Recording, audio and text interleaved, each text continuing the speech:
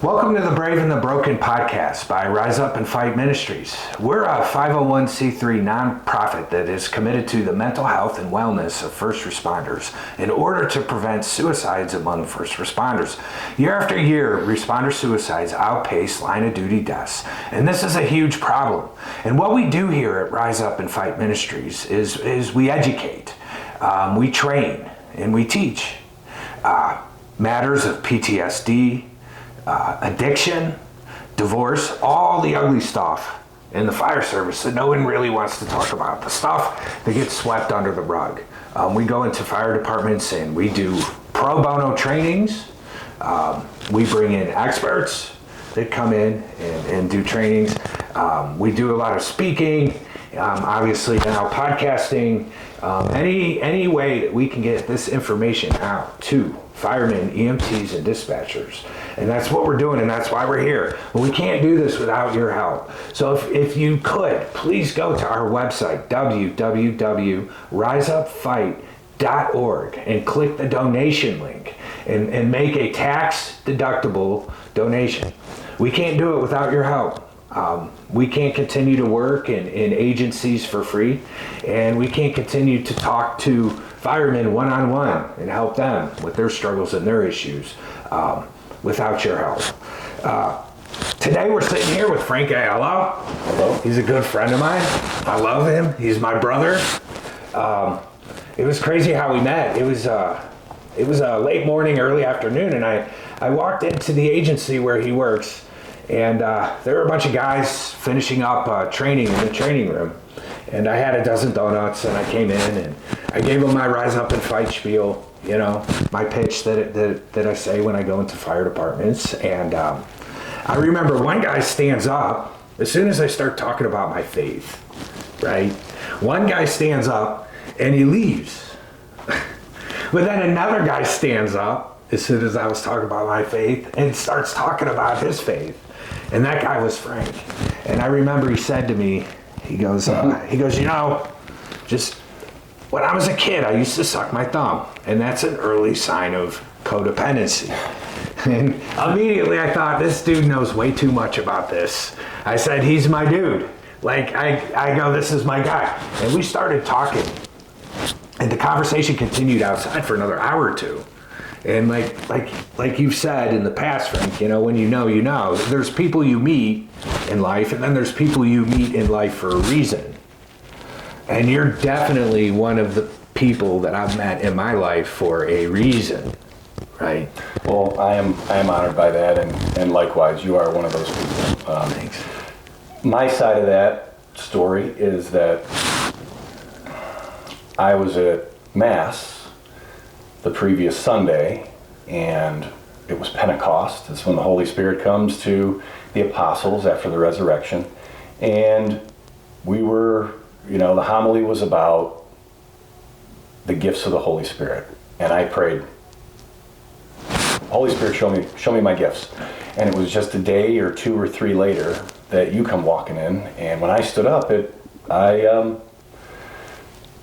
kind of wasn't me. It was my spirit recognizing yours, you know, and I think that's important. And we talked for quite a while, and at one point I had you jumping up and down. Yeah. At one point, because we talked about a podcast. You know, right. We talked about how do we reach people and help people who, you know, are hurting and struggling, because we've both, you know, are hurt, and struggle. Absolutely. On a daily basis. And it's okay. Every day, yeah. Right. Every day. I tell guys all the time, you know, it's okay to not be okay. Mm-hmm. You know? Sure. As funny as that sounds, and maybe cliche, but it's true. Like, you know, the stigma in the fire service, right. You know, we have to suck it up, cupcake, right? Mm-hmm. And, you know, but really the reality is, and this is the truth, and I consider it to be God's truth as well, is, you know, it's okay to not be okay. Right. And there are times in our life where obviously we are going to struggle, whether it's circumstantial or mentally, you know, we're struggling within. But we're going to struggle. So the idea is, like, you know, is a first responder what can we do to mitigate some of the pain and suffering in our struggles, you know? Okay, I believe we can, suck it up and survive in that environment. I just don't believe we can't do it without God. Right. I think that's what's missing. And we talked about, we're talking about spiritual healing today. And, you've talked about healing the mind and the body and the spirit. And all three have to be there to heal whole. And I think the spirit is overlooked because it's the most quiet of the three. It's the spirit is literally who you are as a person. That's what's unique about you. That's how you connect to God. So how do you do those things? I think the important thing is to identify where you're at spiritually, strength-wise. It's been incredibly helpful to me to seek out God through church and Bible study, in my marriage, in my work, prayer. Those have all helped me deal with all of life's issues and recognizing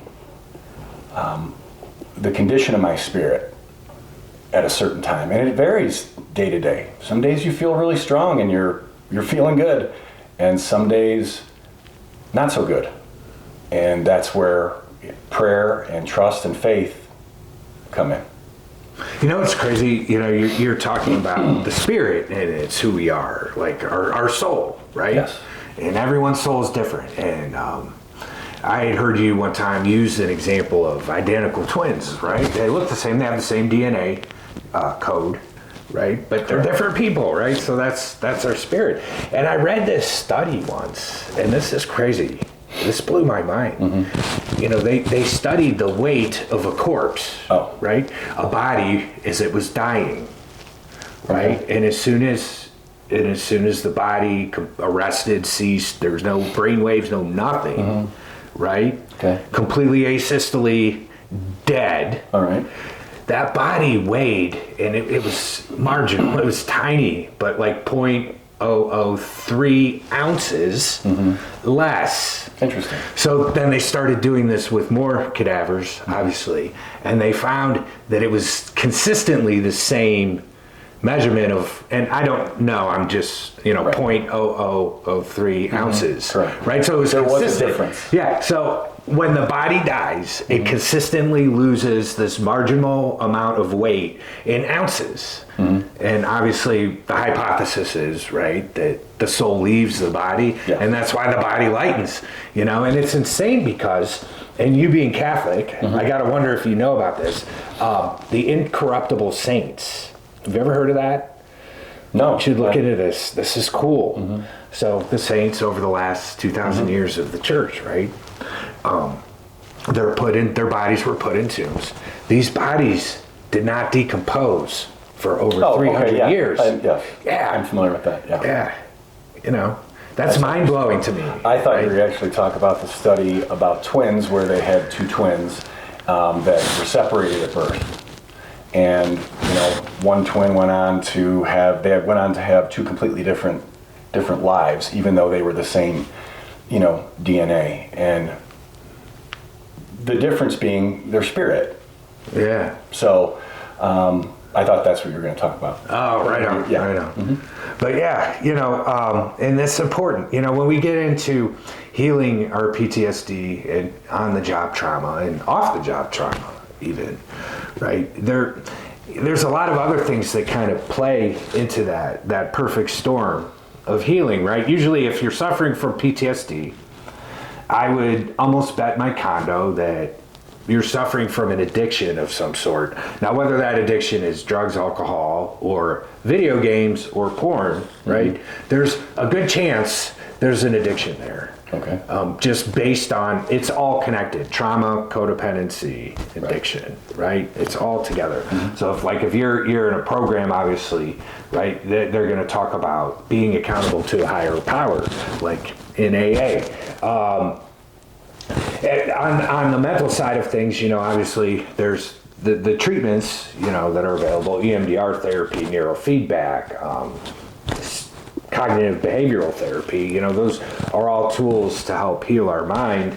And then obviously we have to heal our bodies, because PTSD will manifest over time in the form of physical symptoms. Like I'm shaky, I get adrenaline responses out of nowhere, This hand is relaxed, and if you can look at my thumb frame, right, versus this, right, it's like, right, and that's just stress. I know a cop who has to take medication because he clamps down on his jaw all day at work. He just clamps his jaw all day at work, and he gets muscle soreness. Now he's actually being treated for that, right? That is, and he doesn't necessarily think he's suffering from PTSD. And I try to tell him all the time. That's a physical manifestation, so we have that to look at. But the spiritual side, to me, out of the three, honestly, is the most important. And the reason being, that's where it all starts, and that's where it's all going to end. That's right? What makes you a unique person. I think also that's where you're going to find your purpose in life. And my personal opinion, from a lifetime of my own anecdotal life experience, is that you find your purpose by seeking God. Because I believe that God created everything. I'm part of that. There's a plan for me, and it's different than your plan and anyone else's plan. So to identify what your purpose is in life, if you're connected with God, you'll see it. You'll feel it. You'll know it. You'll pick better people in your life. You'll pick a better spouse, or the best spouse for you. You'll make better decisions. You'll pick the correct occupation for yourself. I think a lot of happiness and unhappiness comes from those things in life. And, you can live your life having made mistakes, but I don't think you can live it without God's support helping you through those.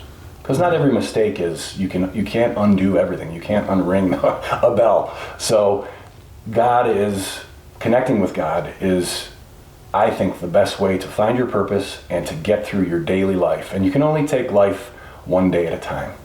And because tomorrow's not promised for anybody. Right. So my, pursuit of God has helped me understand that. It's brought me a lot of peace and calm, for myself and for my family. And I have a different understanding since I've, developed my faith over the years. Mm-hmm. I was talking with an atheist one time, and I told him this. I said I could be wrong on this whole Jesus God thing. And when we die, we're just worm food. That's it, right? Mm-hmm. It's a possibility. Right? So you might be right. Correct. And I might be wrong. But what I can tell you is, if I'm right, mm-hmm.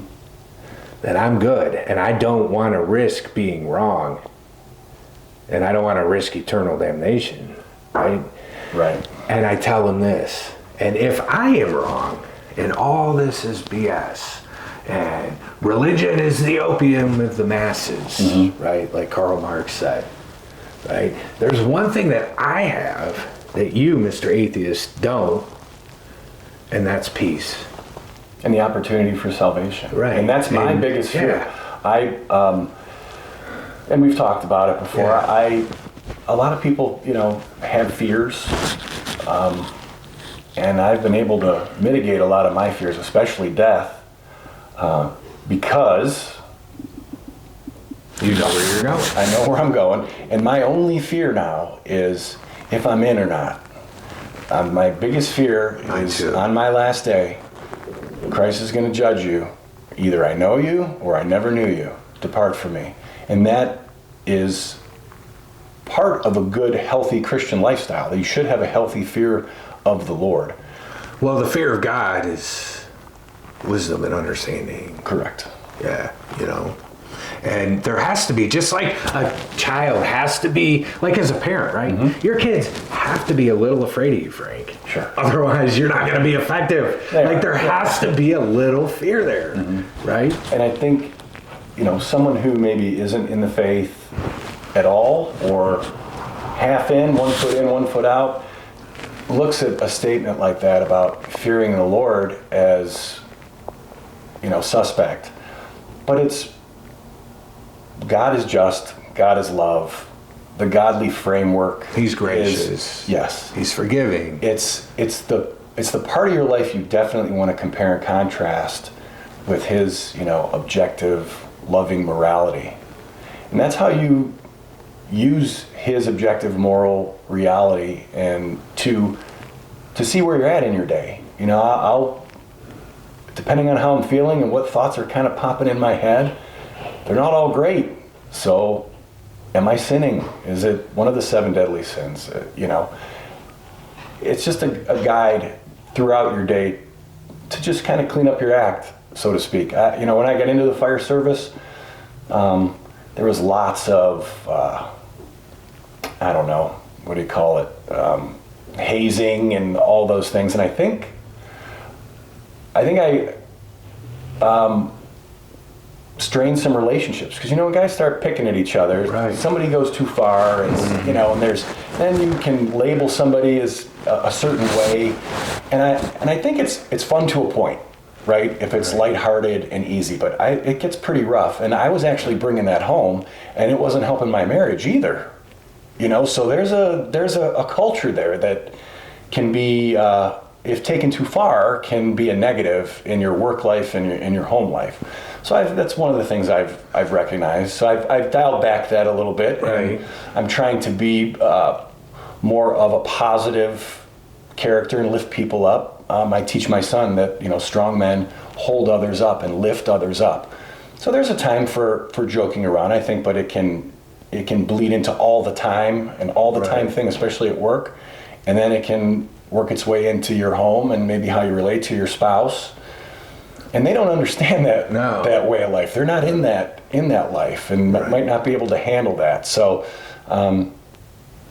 just an area where I've tried to improve. So one thing I've noticed, working in these agencies and in the fire service, they're always saying, like, in the whole PTSD suicide prevention world, stop the stigma, right? And the stigma obviously being, being vulnerable, talking about problems, calls, things like that, getting men to open up a little bit, right? So that they can talk about this more. But I've noticed another stigma, and I call it the God stigma, right? In fire departments. It's verboten almost to talk about God a lot of times. And I've noticed, and I'll be in there, and if I mention anything faith-based, and I even in my presentations will say, obviously, I have my faith. I know who my one and only true God is. I know, the prophecy was fulfilled. That's what I believe, right? Same. But at the end of the day, I tell people, honestly, you could pray to the Jolly Green Giant. And if that helps you, right? And you are held to a higher moral standard by the Jolly Green Giant, right? And how you act, and what you say, and what how you go about through your life, then you'll be fine. But you're not going to beat your addiction without accountability to a high power. You will not. It's impossible. I agree. You cannot truly and completely heal your trauma and PTSD. You will not be able to. Yeah, in your brain, but if you don't have hope, where are you going to go to find hope? where does hope come from, Frank? That's a big word when you think about it. Sure. Hope, Yeah. right? Like, Well, love is another one of those big words. Right. Most people don't know the definition of love. And if we would challenge you to say, take 10 seconds here and write down the definition of love, and it's something people throw around all the time. yeah, what is love? Oh, it's kissing my girlfriend. Well, that's a manifestation of love. Love is What it actually willing the good of the other. So it's selflessness and willing the good of the other. To take that even further, people don't realize that there are 4 types of love. So from the Greek, agape, storge, phileos, and eros. All of which the only place those are found are in marriage. So that's why marriage is such a sanctified, holy thing. And I don't think people take that seriously, their relationships seriously. And I think people go into their relationships with in a lackadaisical manner, or they're in a good relationship, but they don't treat their spouse with the utmost respect and love and kindness that they can bear. So problems come from those, and I think we need to do a better job of identifying the areas we're deficient in spiritually, and part of that is seeking your purpose, seeking God in whatever way is available to you, and then it'll refine itself from there, and you'll get what you need. You'll end up in the right place. Right. I couldn't imagine going through life knowing what the point of it is. Like, really, you want to talk about, the New Testament, they use the word lost, lost and found, and right, Broken. Yeah, and I look at that, and you're just lost. Like, I get my purpose, and I agree with everything you're saying 100%. My purpose in life comes from God, absolutely. So I'm sitting in this chair, talking to you with this camera in my face, right? Trying to get the word out to responders, just to give them the information that they need so that they can, minimize the damage being done to their brain every shift they work. Sure. They don't realize that when they're at work, every day they're getting punched in the brain over and over. Trauma. Here's another one. And it might be a trauma from a call, but it could be trauma from your coworkers. Right. Your captain, your chief, right? Politics, like the hazing. Yes. The hazing too. You like can have problems at home that are unresolved, or maybe that you're trying to resolve them and not doing well, and then you come to work, and any little thing that happens at work now magnifies the effects of an issue in your relationship, or with your kids, or with your parents.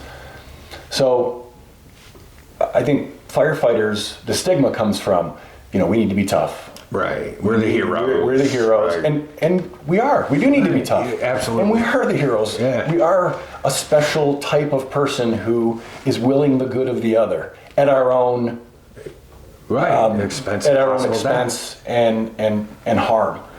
And we're respected for that. But we're human beings too. And you need to understand your, any triggers that you have, any soft spots that you have, any weaknesses that you have. And I've been able to strengthen those areas through a healthy faith, a consistent faith, weekly church, prayer, Bible study. And all of that will filter down through you. It'll make you I've been a better husband, a better father, a better brother, a better co-worker because of that. And that's from God. And it's because I knew my purpose, pursue God, and He gives you the blessings. He'll make you strong where you're weak. He'll make you aware of your strengths so you can go and help others and now help make them strong. So that's really what I've noticed from it. And I've only had one issue on the job where I had a flashback. Okay, back I can't remember the year, but it was a while ago. I had to do CPR on my mom. She had a full arrest in the kitchen. I wasn't there. My dad calls me. I'm in Seven Hills. They were in Newburgh Heights. So that's, 7, 8, 10 minutes, whatever. I did it in record time. Get there, Newburgh Heights FD is there. They're getting her ready to go. I come walking in like, hey, who are you? I'm like, I'm a firefighter. Like, all right, jump in here. So monitor, she's not breathing, get her on the monitor, VFib, we had started CPR. That's terrible. And I was just talking to her 10 minutes ago. And I'm thinking, this is, horrible situation. So I'm doing CPR, crunching that sternum. I'm my mother, crunching that sternum. Goes into VFib, shock, starts breathing around the tube. Newburgh Heights was great. Everything was textbook. Early, Defibrillation. all of that, just right on the money. They're taking her, they take her out, she goes to Metro, she ends up living another 5 years, comes back from it, lives another 5 years. It was a blessing. I was so terrified I was making my mom a vegetable by saving her, while right. I'm there, watching this. Probably breaking her ribs. Oh, crunching, yeah, Oh. could feel it. It was bad. Yeah. I was a mess that whole day until, we knew that she was going to pull through. And it was about a week. But it was a year later. I'm on the job, on a tree lawn doing CPR on a man, but he had white hair like my mom. And the emotions from that situation came back to me just like that in a flood. That's how the trigger And works. I had to stop and get somebody else, and I stepped back, and one of my lieutenants looked at me and said, hey man, are you okay? Because it was that obvious. Right. Like I was overwhelmed with emotion. And I was like, yeah, I think I just had a flashback, dude. I was thinking about, from my mom. He was like, oh, okay, all right. We talked about it, but I got it out right there. Yeah, I didn't that's try to key. hide it. Yeah. I didn't try to hide it and bury it. I addressed it, and I haven't had one since. I've done CPR on a lot of people with white hair since then, but it was just one of those things. But I dealt with it. Someone happened to recognize it, and talked about it, and that's all I really had to do was acknowledge it with, a coworker, and I was okay. But that was scary because we always think as in our line of work as public servants, we're in control of the situation. We go in and we take a chaotic situation and we bring some order to it, and we're good at it. Yeah. We're necessary. We're needed, but we're still human. Right. There's been calls. I've had calls where I've been like, I don't know what the heck to do. Right. I'm just going to pretend that I know what I'm doing. Yeah. Right. I've always liked, we're a team, so you treat your other team members really well because they're the ones who are going to have the answers when you don't in a situation, and it happens. A lot of this job is based on experience. You can know your protocols, you can know all that stuff, but the more time you have in the business and the more experience you have, it's going to help lead you to the answers to solve a particular problem at a particular time. But we work in a team, so we all have value, and I think we need to be more aware of when another team member is struggling with something. It's easy for me, because every call I've been on where it was been a little kid or something, the waterworks started. I'm not afraid to. It's really not even that I'm not afraid. I just can't help it. Right. I'll cry or I'll feel sad or I'll say something. I'm a talker, so everybody who works with me knows that. So I'm not don't have an issue necessarily emoting or speaking what's on my mind. Sometimes to my own, not to my own benefit, but there are people who are more reserved in that way, and those are the people that I think we need to, look out for a little bit. And they need to know who to go to. Who's a safe person at work? Right. Who's a safe person at home? Is it your pastor? Is it your priest? Is it your spouse? Is it your friend at work? And hopefully your safe person isn't going to be somebody who says, you're crazy, I don't worry about it, suck it up, do it. That's not what a safe person says. No. And you were talking about marriage earlier, Yes. too.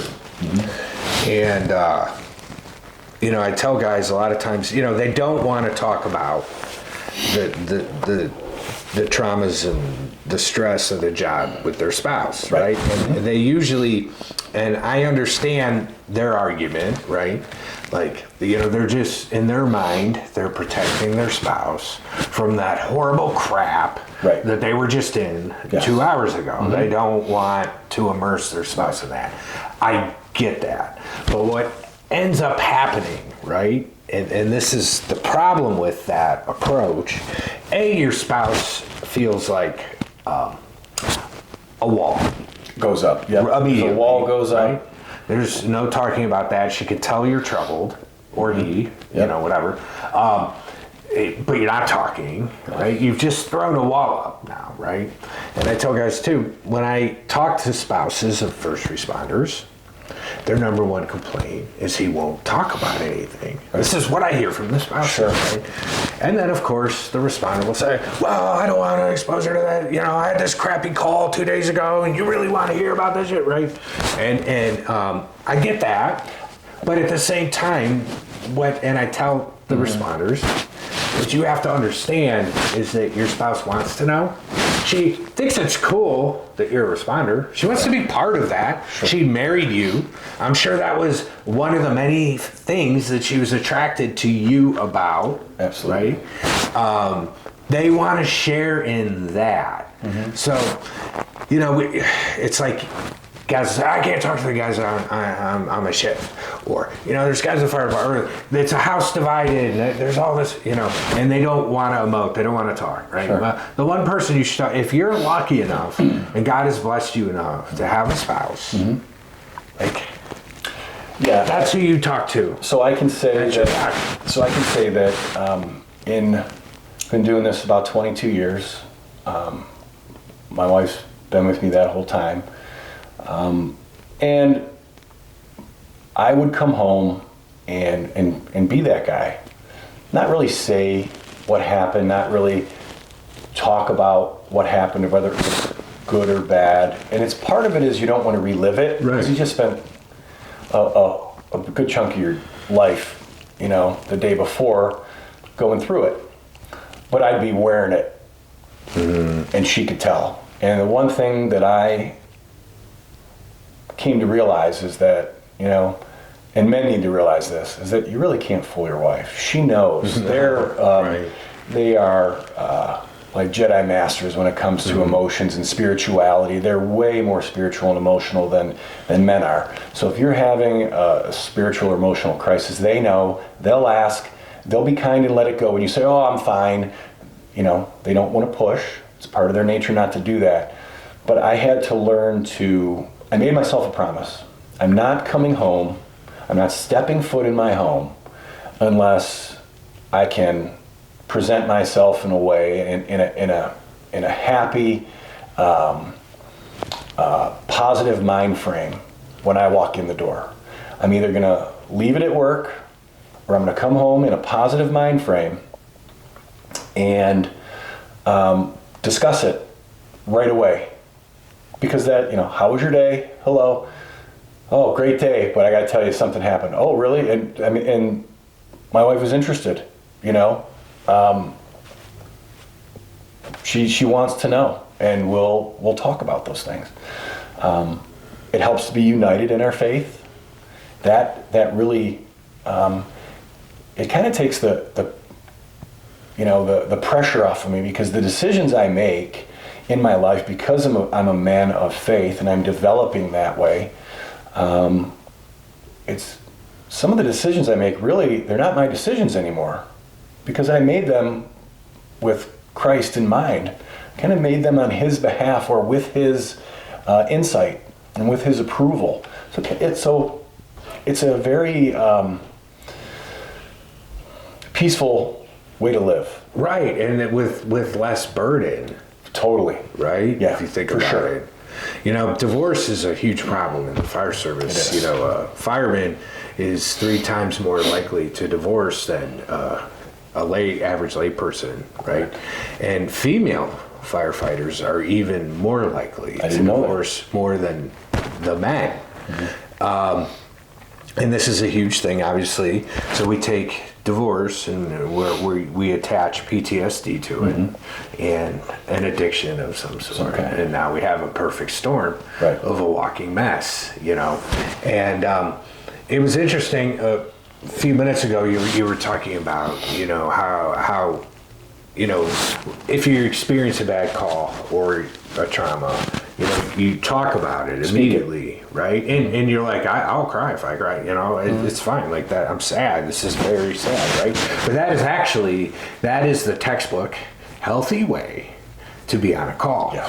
And the way PTSD kind of sets itself up, real quick in a nutshell, is the problem with PTSD is this: we're attaching an incorrect emotion to a memory and then processing that memory incorrectly, right? So you show up to this really sad call. I don't know, a 4-year-old dies, and the mom is crying her eyes out, and right, a normal human reaction, right? Unless you're like evilly twisted or mentally insane, would be to be sad, right? To get teary-eyed, like this is heartbreaking stuff. Yeah, it would make sense. A 4-year-old, I got kids at home. The mom's crying, right? Like, yeah, that would be normal, right? So we show up on this call. We're creating the memory of the event in our brain, and we're attaching the proper. We're sad because this mother just lost her child, and I feel for her empathetically, and we store that memory, and now that's not necessarily a trauma. It's just a memory, right, with the right emotion. Well, PTSD is a memory with the wrong emotion. So we show up to that same call. We're the stone cold killers. We have to work the protocol. We're here. We're the heroes, right? We show up. We do it. Right. They're calling us, right? We can't. We're not there to cry with the mom. Right. She's got family, friends, But so we show up and we work the protocol. We're stone cold killer. But what we're doing now is we're creating the memory of this event, and we're attaching the stone cold killer. This doesn't faze me. I'm not bothered. I'm not sad. I'm not anything. I'm numb emotion to that memory. Now we have a memory with an incorrect emotion. Now it's getting stored in our brain incorrectly. And when this happens over and over again, now you're creating this mess of chaos and dissonance in your brain that's PTSD, which leads to the activative thought loops and all the unhealthy thoughts and the negative thought patterns. Can I ask you something? Yeah. I've been on a few calls where it wasn't necessarily my negative emotions or anything that I felt or brought to the scene. It was actually, I was on a call with a kid, and the mother was not crying and just kind of acting. It really wasn't acting concerned at all, and it was serious, a serious trauma that her and the father, I think, were responsible for. It was an accident, it was a vehicle accident, but the kid wasn't buckled in and went through the side window in the, and they were, and the little girl was, I'll never forget it, she was 11 months old, and my youngest was 11 months old, so this was 11 years ago. And her cry sounded just like my daughter's cry. Ooh. I almost should stop talking about it right now, because crazy, right to the heart of you, right? I mean, that's right to your spirit, like, whoa. And the mom was just kind of stoic. Yeah. And the little girl turned out to be okay, but I remember just kind of losing it when we got to Metro and walking into the nurse's station, kind of hiding myself and just, because I couldn't handle it. I was trying to hold it together the whole time. And that's probably the only, I had a flashback once, and then that was because it affected me to my core. It was reminding me of my child, and I'll never forget that. So I get it, but thankfully I was pretty new. I was with two older guys, and I remember one of the guys when we got back brought me over to the chief and said, "Hey, Chief, Frank had trouble with this call." And we talked about it right there. And so people knew about it. I wasn't ashamed of it. And it happened, and I'm good with it. But it's still, like, when I think about it, even though we addressed it, like, it's still, like, right now, and I was telling you that, it's still kind of like, ooh, I'll never forget that, how that sounded and how that made me feel. Well, that's funny, too. If you sit through these CISD briefings, right? Yeah. I never have. I know guys that handle that kind of thing. And you're always asked, one of the questions, right, is, what is the thing about that event or call that you can't get out of your mind, that you remember the most, the thing that's just replaying, what is that? And when they answer, interestingly enough, it's always a sound, a taste, Right. a smell, or a feeling. Yeah. And that's how it hits you, right? Oh, well. And that's where the triggers lie. Oh, I in those right and there. I was thinking about that cry when I was, so you're 100% right. I Yeah. agree with that. Right? I mean, there's a call I ran, I'll never forget. I was on the front page of the newspaper even. And this little girl had come up missing, and they were at this state park, and there's a lake and a swimming area, and the ranger thought she was in the woods. I didn't care. I was like, we're going in the water first. Makes sense, right? Yeah. Common sense. We did, and I stepped on her, and we pulled her up. And I remember that call like it was yesterday, and that it might have been in like 2005 or 6, And I remember as soon as we got her out, right, raised her up out of the water, right, her mother was on the beach, and she just collapsed to the ground. And she let out a wail. It was like an ear-curdling wail, the saddest, like I've never Pain heard and like sorrow, someone cry out like that in my life. Excruciating pain. It ripped me in half. Right. Oh, yeah. Just to hear that, and I'll never forget that. And I can hear that. Anytime I think about that, I can hear that as clear as day in my mind. And I'll tell you this, part of it is, we're in certain situations that we never want to see our families in. So, I have the habit of coming home and, talking with my family about, hey, when power lines are down, you do this. And I try to educate them because I don't want to see that.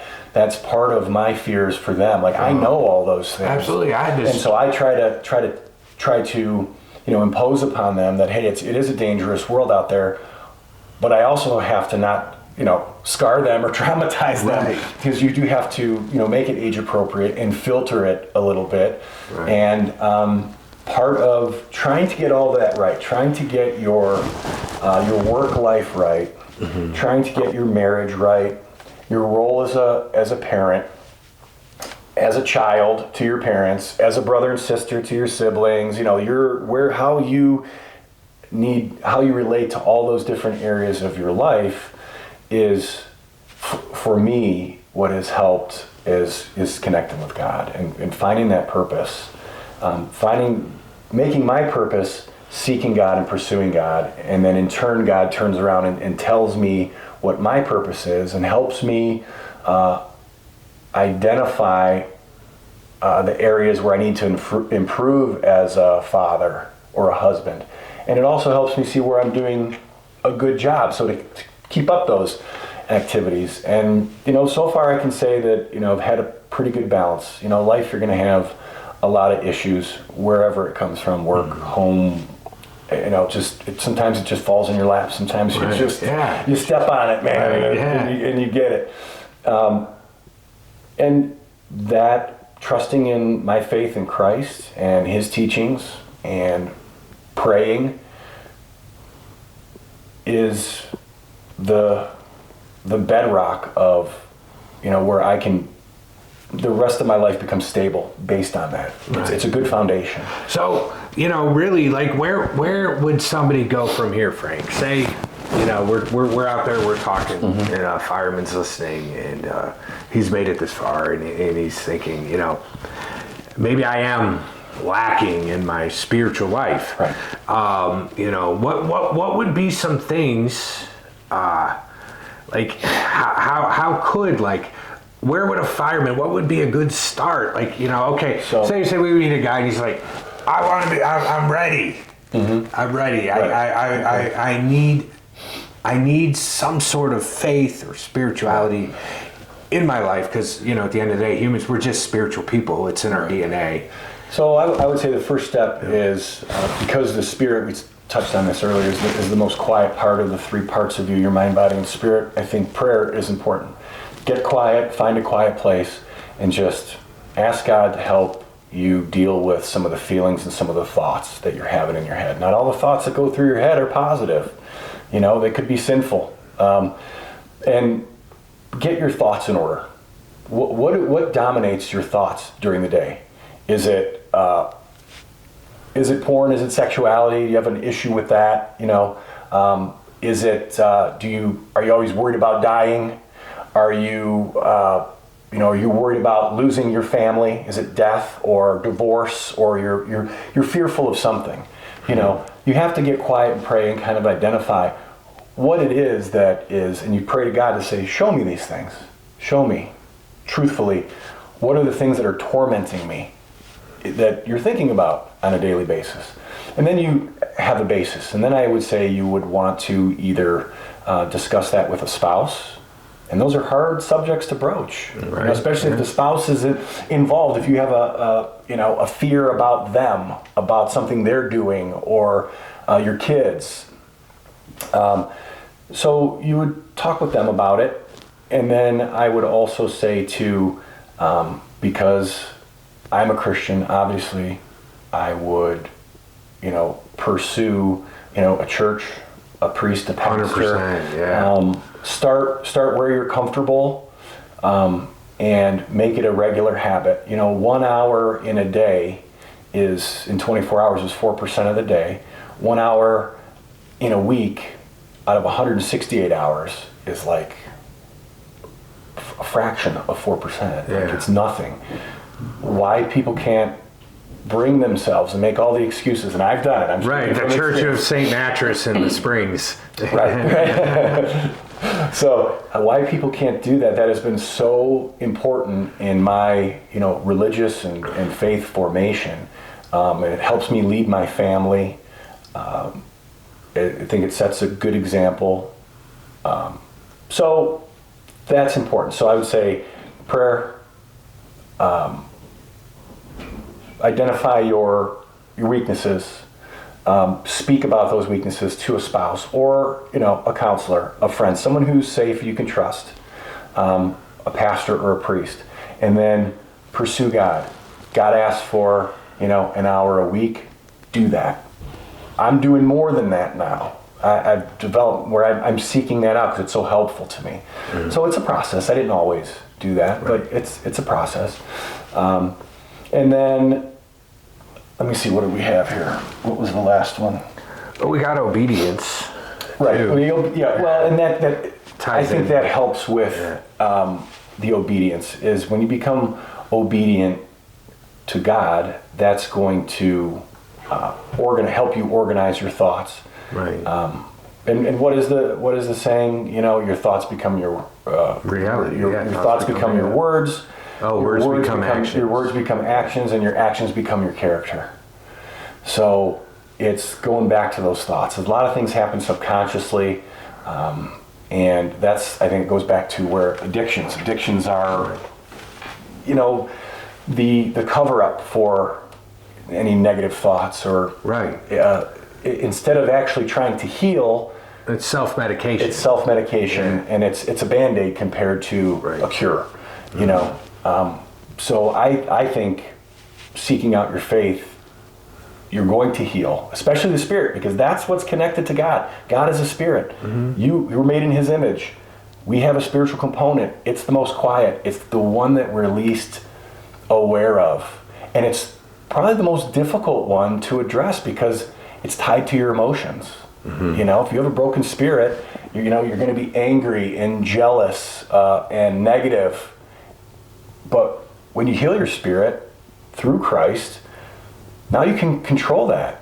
You can control your anger. You can control your negativity, and you can be the person you want to be for your spouse, for your community, at work. It's a really good feeling, and it doesn't mean that you're never gonna, fail or lose it. But if you do, you know where to Right. go. You go right back to God, and you deal with that.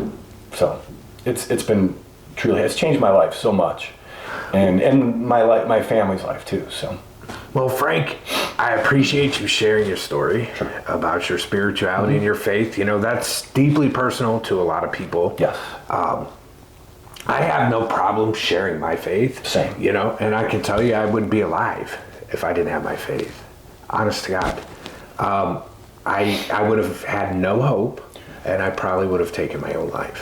I probably would still be alive, but be miserable without my faith, and dragging other people along with me. And that's, and you know, you could. I mean, who wants to be that guy? I don't. Yeah, Right. I don't want to be that guy. And people say, I don't get into that religion, you know, it's BS. But at the end of the day, I say, you know, anything that promotes love, Yes.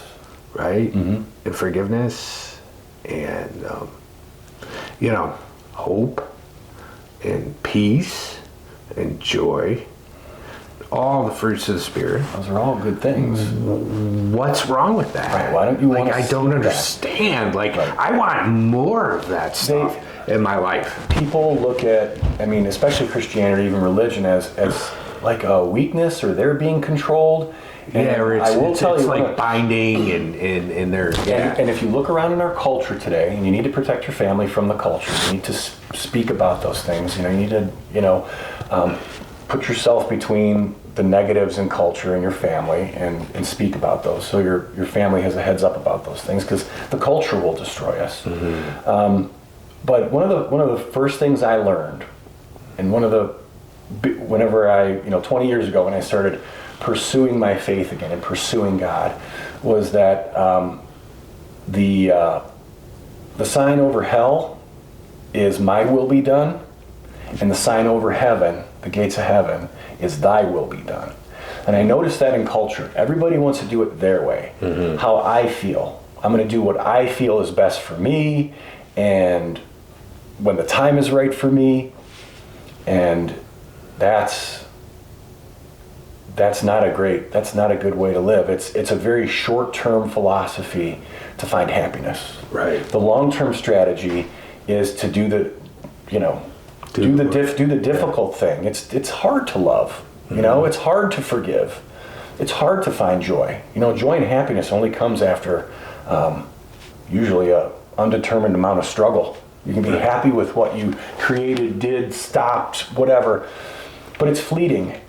You know, what are you going to do in the moments when you're not happy? And our culture's out there just pleasure-seeking nonstop. And peace is one of those things that is wonderful, because you're not pleasure-seeking anymore. It's not about the materialistic part of society. It's about being happy with what you've got, not trying to constantly pursue what you want. Right. So it's a different mindset, and you know, I'd be glad to help anybody out, speak, you know, more with somebody about it. I'm not afraid to, you know, talk about my faith. I feel like because of God, my house is in order. I have a good relationship with my wife.